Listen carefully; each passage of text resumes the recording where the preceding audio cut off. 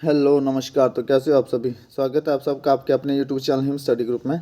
तो आज आपके लिए एक और मॉक टेस्ट लेके हाजिर है, जिसमें कि आपका रहेगा एचपीजी के रहेगा, हिंदी ग्रामर रहेगा और आपका इंग्लिश ग्रामर रहेगा। जैसा कि आपको पता है डेली आपके लिए मॉक टेस्ट अपलोड होते हैं। तो हर रोज़ शाम को वीडियो 7:30 बजे अपलोड होती है। अपने टाइम से वीडियो को वॉच आउट कर लेना और आप हमारे टेलीग्राम चैनल से भी जुड़ सकते हैं, जिसका लिंक जो डिस्क्रिप्शन बॉक्स में दे रखा है। जैसा कि आपको पता है कि ये डेली मॉक टेस्ट आपके लिए अपलोड हो रहा है। ये जो मॉक टेस्ट चले आपके सभी अपकमिंग एग्जाम, चाहे वो एचपी पटवारी का एग्ज़ाम हो, फॉरेस्ट गार्ड का एग्ज़ाम हो, या पुलिस का या अदर कॉम्पिटिटिव एग्ज़ाम जिसमें आपका एचपी जीके, हिंदी ग्रामर और इंग्लिश ग्रामर पूछा जाता है, उन सब के लिए ये जो मॉक टेस्ट है ये मोस्ट इंपॉर्टेंट रहने वाले हैं। बाकी अभी जितने भी मॉक टेस्ट की सीरीज़ चली है उसकी प्लेलिस्ट बना दी गई है। ठीक है, ये बना दी गई इंग्लिश एचपी पटवारी 2025 के नाम से यह प्लेलिस्ट बनी है। एचपी पटवारी और पुलिस एग्ज़ाम 2025 के नाम से प्लेलिस्ट बना दी गई है। प्लेलिस्ट में जाकर सभी वीडियो को आप सीक्वेंस वाइज देख सकते हो। ठीक है, जो फर्स्ट टाइम देख रहा है इस वीडियो को तो वो भी वहाँ प्लेलिस्ट में जाके सभी वीडियो को ईजिली वॉच कर लेते हैं। ठीक है, तो चलिए स्टार्ट करते हैं आज का फर्स्ट क्वेश्चन। तो फर्स्ट क्वेश्चन है कि the great Himalaya national park किस जिले में स्थित है। तो great Himalaya national park Shimla में स्थित है, मंडी में, कांगड़ा में या कुल्लू में। तो ग्रेट हिमालय नेशनल पार्क जो हिमाचल प्रदेश के कुल्लू डिस्ट्रिक्ट में जो ये स्थित है, तो कुल्लू इसका राइट आंसर हो जाएगा। चलते हैं नेक्स्ट क्वेश्चन की ओर। नेक्स्ट क्वेश्चन है कि शेरों की सफारी कहाँ पर स्थित है। तो शेरों की सफारी के लिए जो वन्य जीव अभयारण्य आपका कहाँ पर स्थित है, ये शिमला में है, सिरमौर में है, कांगड़ा में है, कुल्लू में। तो शेरों की सफारी जो है ये हिमाचल प्रदेश के सिरमौर डिस्ट्रिक्ट में स्थित है। सिरमौर में कहाँ पर है, रेणुका में। ठीक है, सिरमौर में, रेणुका में। तो चलते हैं नेक्स्ट क्वेश्चन की ओर। नेक्स्ट क्वेश्चन है कि ऊहल किसकी सहायक नदी है। तो ऊहल जो ब्यास की सहायक नदी है, रावी की, सतलुज की या यमुना की। तो ऊहल ऊहल जो आपकी ये ब्यास की सहायक नदी है। ठीक है, ब्यास का वैदिक नाम अर्जकिया, संस्कृत नाम विपाशा, रावी का सतलुज नाम पुरुषाणी। ठीक है, और संस्कृत नाम इरावती। सतलुज का वैदिक नाम शतुद्री और संस्कृत नाम शतुद्रा। यमुना का एक ही नाम है, वैदिक नाम है, जिसका नाम है कालिंदी। ठीक है, चलते हैं नेक्स्ट क्वेश्चन की ओर। तो ऊहल जो आपकी है ब्यास की सहायक नदी है, ब्यास इसका राइट आंसर हो जाएगा। चलते हैं नेक्स्ट क्वेश्चन की ओर। नेक्स्ट क्वेश्चन आपका, सुजानपुर किस नदी के किनारे स्थित है। तो सुजानपुर जो शहर है ये किस नदी के किनारे स्थित है। तो सुजानपुर जो रावी नदी के किनारे स्थित है, ब्यास, सतलुज या यमुना। तो जहाँ सुजानपुर शहर जो आपका ये ब्यास नदी के किनारे स्थित है, तो ब्यास इसका राइट आंसर हो जाएगा। चलते हैं नेक्स्ट क्वेश्चन की ओर। नेक्स्ट क्वेश्चन है टॉन्स किसकी सहायक नदी है। तो टॉन्स जो चिनाब की सहायक नदी है, सतलुज की, यमुना की या ब्यास की। तो टॉन्स ये जो आपकी किसकी सहायक नदी है, ये है आपकी यमुना की सहायक नदी है टॉन्स। ठीक है, तो टॉन्स यमुना की सहायक नदी है। चलते हैं नेक्स्ट क्वेश्चन की ओर। नेक्स्ट क्वेश्चन है आपका एंटोनिमस ऑफ सोरो। सोरो का एंटोनिमस बताना है। सोरो क्या होता है, दुख। ठीक है, तो इसका एंटोनिमस बताना है आपने। तो ग्रीफ, ग्रीफ का मतलब भी दुख होता है। सैडनेस भी दुखी आदमी होती है। ट्रबल होता है मुश्किल, ये भी आपका दुख से रिलेट करते हैं, इसके नज़दीक है। लेकिन रिजोइस, रिजोइस क्या होता है, रिजोइस होता है आनंद।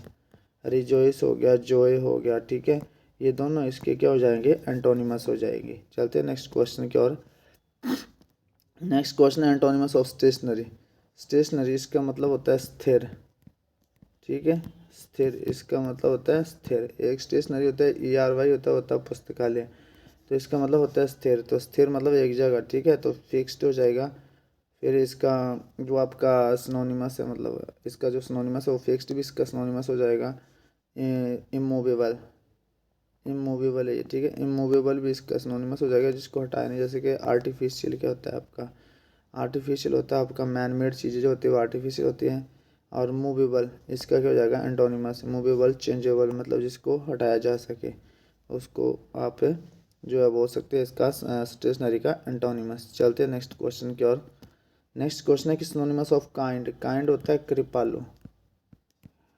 कृपालु, विनम्र, दयालु, जो मर्जी हो सकते हैं। ठीक है, इसका मतलब कहीं कहीं पे तारा भी निकलता है। ठीक है, तो यहाँ पे क्या इसका मतलब दयालु, कृपालु। ठीक है, तो हार्ड, सेवरर, अनकाइंड या ग्रेसियस। तो अनकाइंड तो इसका क्या हो गया, एंटोनिमस हो गया। सेवरल भी होता है गंभीर, ठीक है। हार्ड भी होता है थोड़ा हार्ड टफ, मतलब हार्ड, इसको ले सकते हैं आप कठोर, कठोर हृदय वाला आप इंसान ले सकते हो, ठीक है। सेवरल भी होता है गंभीर, ये भी थोड़ा आपका इसका जो सिनोनिमस टाइप हो जाएगा, एंटोनिमस ही हो जाएगा। लेकिन ग्रेशियस, ग्रेशियस क्या होता है, ग्रेशियस का मतलब भी कृपालु होता है, ठीक है। कृपालु, दयालु, ग्रेशियस हो गया, मीक हो गया, ये इसके क्या हो जाएंगे, ये इसके सिनोनिमस हो जाएंगे। इसका मीक का मतलब भी दयालु होता है, ग्रेशियस का मतलब है कृपा करना किसी के ऊपर, ठीक है। चलते हैं नेक्स्ट क्वेश्चन की ओर। नेक्स्ट क्वेश्चन है कि loss of memory. Loss of memory मतलब मेमोरी, लॉस ऑफ मेमोरी मतलब जब याददाश्त कमज़ोर होती है तो एक बीमारी, तो उसका नाम क्या है, एमनीशिया, ऑटोक्रेसी, एक्वाइटिक या ऑडिबल। ऑडिबल उसको कहते हैं दैट कैन बी हेयर्ड, ठीक है, दैट कैन बी हेयर्ड, जिससे सुना जा सके उसे बोलते हैं हम ऑडिबल।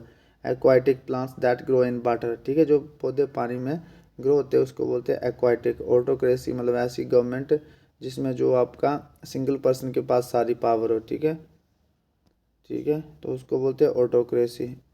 तो एमनीशिया, एमनीशिया होता है आपका लॉस ऑफ मेमोरी। चलते हैं नेक्स्ट क्वेश्चन की ओर।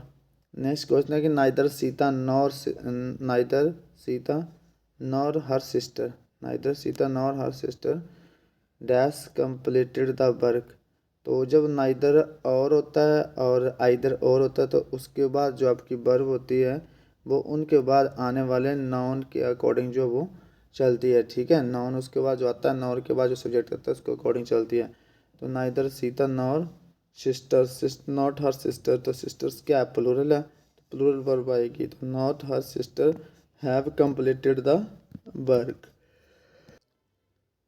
तो नेक्स्ट क्वेश्चन है आपका हिंदी सेक्शन का। सेक्शन आपका क्वेश्चन स्टार्ट होता है, टोटल इसमें 20 क्वेश्चन है। 20 में से आउट ऑफ आपका स्कोर कितना होता है अपने कमेंट सेक्शन में कमेंट करके जरूर बताना है, ठीक है। तो यमुना किस प्रकार की संज्ञा है, तो यमुना, यमुना क्या है, किसी नदी का नाम है, ठीक है। जैसे नदी आ गया आपका, तो नदी तो आपको पता है कि जातिवाचक संज्ञा होता है, नदियाँ बहुत सारी होती है, ठीक है। तो नदी आपका जातिवाचक संज्ञा जाता है, लेकिन जब नाम आ गया यमुना तो ये व्यक्तिवाचक संज्ञा हो जाएगी, जातिवाचक, भाववाचक या समूहवाचक। तो जब नाम आ गया आपका यमुना तो ये संज्ञा हो जाएगी आपकी व्यक्तिवाचक संज्ञा हो जाएगी, ठीक है, व्यक्तिवाचक संज्ञा। चलते हैं नेक्स्ट क्वेश्चन की ओर। नेक्स्ट क्वेश्चन है कि पेड़ से बंदर कूदा। अच्छा, पेड़ से बंदर कूदा, अब पेड़ से बंदर कूदा है तो वो पेड़ से अलग हो रहा है, ठीक है। तो कौन सा कारक आ जाएगा, कर्ता कारक, कर्म कारक, ठीक है, अपादान कारक या कर्ण कारक। तो आपको पता है जो कर्ण कारक है आपका, ठीक है, जो कर्ण कारक है ये हमेशा आपका साधन के लिए यूज होता है, ठीक है, साधन, साधन के लिए यूज होता है। और इसमें भी व्यक्ति आती है से, ठीक है, जहाँ साधन दे रखा। और दूसरा है आपका अपादान कारक। तो जो अपादान कारक है आपका, इसमें भी से भी विभक्ति होती है, लेकिन ये होता है आपका अलगाव के लिए यूज होता है, ठीक है, भय के लिए और तुलना के लिए। जहाँ अलगाव हो रहा हो, अलग हो रही हो कोई चीज़, या भय की बात हो रही है, तुलना की बात हो रही है, वहाँ पर आपका अपादान कारक जो वही यूज होता है। तो पेड़ से बंदर कूदा अलग हो रहा है, पेड़ से अपादान कारक। चलते हैं नेक्स्ट क्वेश्चन की ओर। नेक्स्ट क्वेश्चन है निम्नलिखित में से किस शब्द में व्यक्तिवाचक संज्ञा नहीं है। इसमें आपने बताना किस शब्द में व्यक्तिवाचक संज्ञा जो वो नहीं है, ठीक है। तो हिमालय, हिमालय क्या है, किसी पर्वत का नाम है, पर्वत का नाम है, तो किसी भी पर्वत, किसी चीज़ का नाम हो वो व्यक्तिवाचक संज्ञा में आता है आपका, ठीक है। रामायण, रामायण क्या है, रामायण आपका पुस्तक का नाम है, तो कोई भी नाम हो वो भी व्यक्तिवाचक संज्ञा में आता है। गंगा, गंगा क्या है, किसी नदी का नाम है, तो नदी का नाम है तो ये भी आपका व्यक्तिवाचक संज्ञा में आएगा। लेकिन पहाड़ जो है, ये पहाड़ किसी का नाम नहीं है, एक जाति है, ठीक है। कि पहाड़ में जैसे मैंने बताया हिमालय पर्वत हो गया, तो हिमालय पर्वत का नाम है तो ये व्यक्तिवाचक संज्ञा, लेकिन पहाड़ जो आपका, पहाड़ दुनिया में बहुत सारे, तो ये जातिवाचक संज्ञा हो जाएगी, कॉमन नाउन आपका ये हो जाएगा। जो चीज़ें कॉमन है आपकी वो जो आपकी कॉमन नाउन में आते हैं, पहाड़। चलते हैं नेक्स्ट क्वेश्चन की ओर, जातिवाचक संज्ञा। चलते हैं नेक्स्ट क्वेश्चन की ओर। नेक्स्ट क्वेश्चन है कि चिड़िया आकाश में उड़ रही है। तो चिड़िया जो वो आकाश में उड़ रही है, तो अकर्मक क्रिया है या फिर सकर्मक क्रिया है, ठीक है। द्विकर्मक क्रिया है, पूर्वकालिक क्रिया है। तो आपको एक बात बता दूं कि जैसे उड़ना, उड़ रही है तो मतलब यहाँ कोई कर्म का ट्रांसफर हो रहा है, क्रिया का ट्रांसफर किसी और पे हो रहा है, नहीं हो रहा है, ठीक है। तो उड़ना, अब हम जब हंसते हैं तो हंसना भी इसका ट्रांसफर जो किसी पे नहीं होता, खुद ही हंसते हैं। हंसना, मुस्कुराना, याद कर लो इन शब्दों को, या फिर मुस्कुराना और रोना, ठीक है, सोना, चलना, ये सारी जो वो ये अकर्मक क्रियाएं हैं। अकर्मक क्यों है? क्योंकि कर्म का ट्रांसफर नहीं होता इसमें। जैसे उड़ना तो उसका असर खुद पर ही होता है, हंसना तो खुद ही हंस रहे हैं, मुस्कुराना तो उसका असर भी स्वयं पर होता है, रोना तो उसका असर भी अपने इंसान के ऊपर खुद पर होता है, सोना तो इंसान ही सोता है, ऐसा नहीं कि वो सोएगा और दूसरे की नींद पूरी हो जाएगी, ठीक है। लेकिन चलना, चलना भी खुद ही पड़ता है। जिस काम का असर खुद पर ही होता है, सीधी बात है, वो अकर्मक, जिसमें कर्म ना हो तो वो अकर्मक क्रियाएं होती है। ये याद कर लेना अपने सारे। चलते हैं नेक्स्ट क्वेश्चन की ओर। नेक्स्ट क्वेश्चन है कि ब ध्वनि का उच्चारण स्थान कौन सा है? अब आपको पता है कि ये ब, एक तो ये होता है य, र, ल, व, ठीक है। तो य, र, ल, व, और एक ये आपका इसमें आता है प, फ, ब, भ, म। तो इसका उच्चारण स्थान क्या है? तो इसका उच्चारण स्थान आपको पता है, ये ध्वनि कौन सी आती है? ओष्ठ्य में आती है, ओष्ठ्य में। और आता कौन सा है? प वर्ग में, ठीक है। अब व जो है ये कौन सी ध्वनि है? ये दंतोष्ठ्य ध्वनि है, दंतोष्ठ्य, ये वाला व। ल जो वो पार्श्विक वर्ण है, पार्श्विक वर्ण है। र जो वो प्रकंपित ध्वनि है, जिसको आप लुंठित वर्ण भी बोलते हो, प्रकंपित ध्वनि जिसको आप लुंठित वर्ण भी बोलते हो। य जो है, य हो गया आपका, ये तालव्य ध्वनि है, ये अलग अलग है, ये सारा आपको पता होना चाहिए। ये जो ये तालव्य ध्वनि है। तो ब जो वो ब ध्वनि का उच्चारण स्थान क्या है? ये है आपका ओष्ठ्य, ठीक है। चलते हैं नेक्स्ट क्वेश्चन की ओर। नेक्स्ट क्वेश्चन आपका अंशुमलि में कौन सा समास है? तो अंशुमलि, अंशुमलि, अंशुमलि में बहुव्रीहि समास है, तत्पुरुष, द्वंद्व या कर्मधारय। तो अंशुमलि का, अंशुमलि किसको बोला जाता है? अंशुमलि, तो ये बोला जाता है अंशु की माला, अंशु की माला धारण करने वाला, अंशु की माला धारण करने वाला कौन? सूर्य, ठीक है।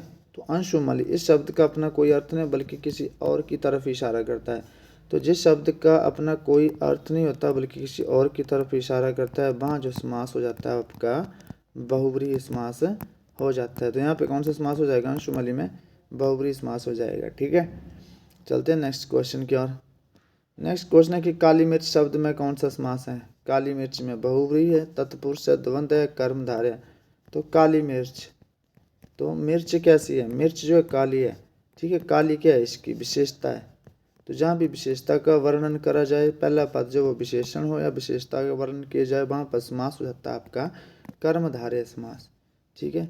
चलते हैं नेक्स्ट क्वेश्चन की ओर। नेक्स्ट क्वेश्चन है मैंने परिश्रम तो बहुत किया, क्योंकि मैंने परिश्रम तो बहुत किया इसलिए सफल हो गया। मैंने परिश्रम बहुत किया इसलिए सफल हो गया, ठीक है। मैंने परिश्रम बहुत किया इसलिए सफल हो गया। वाक्य कौन सा है?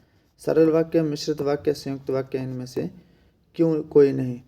तो आपको पता है कि जहाँ पर भी आपका और आ जाए, ठीक है, तथा आ जाए, इसलिए आ जाए, और आ जाए, तथा आ जाए, इसलिए आ जाए, वहाँ पर जो वाक्य होता है आपका वो हो जाता है संयुक्त वाक्य, ठीक है। और अगर इसका मिश्रित वाक्य करना हो तो उसमें कंडीशन आ जाती है, यदि मेहनत करोगे तो सफल हो जाओगे, यदि करोगे तो, नहीं करोगे तो नहीं होगा। लेकिन यहाँ बोला कि मैंने परिश्रम कर लिया है, पहले क्या करना था? कोई काम किया नहीं उसने। यदि तुम परिश्रम करोगे तो सफल हो जाओगे, यदि करोगे तो वो आपका कंडीशनल सेंटेंस आता है। जो बात पूरी ना हुई ना हो बात, वो कंडीशनल सेंटेंस में आती है। अब यहाँ बोला कि मैंने परिश्रम बहुत किया, मैंने परिश्रम कर लिया, अब ये काम जो वो कर लिया, इसलिए मैंने परिश्रम बहुत किया इसलिए सफल हो गया। मतलब परिश्रम किया तो सफल हुआ, यदि परिश्रम नहीं करोगे तो सफल नहीं होगे। तो वो कंडीशनल मिश्रित वाक्य में ये थोड़ी शर्त होती है, कंडीशन होती है, समझना पड़ता है थोड़ा बहुत, ठीक है। अच्छा, जिस समास में दोनों पद अप्रधान होते हैं वह कौन सा समास होता है? जिसमें प्रथम पद प्रधान हो, जिसमें प्रथम पद प्रधान हो, अव्ययी भाव समास। जिसमें विशेषता हो प्रथम पद में, कर्मधारय समास। जिसमें जो आपका उत्तर पद प्रधान हो, तत्पुरुष समास। बहुब्री कोई भी पद बहु प्रधान नहीं होता बहुब्री समास में। जिस पद में दोनों पद प्रधान हो बहुब्री समास। जंगम का विलोम शब्द बताना आपने। स्थूल हो जाएगा, स्थिर हो जाएगा, स्थावर हो जाएगा, या फिर इनमें से कोई नहीं। तो जंगम का विलोम शब्द जो होता है वो होता है आपका स्थावर। जंगम का विलोम स्थावर। तो ये था आपका आज का सेशन। आई होप आपको सेशन पसंद आया होगा। टोटल 20 क्वेश्चन है। 20 में से आउट ऑफ आपका स्कोर कितना होता है कमेंट सेक्शन में कमेंट करके जरूर बताना है। तो मिलते हैं नेक्स्ट सेशन में, तब तक के लिए जय हिंद जय भारत।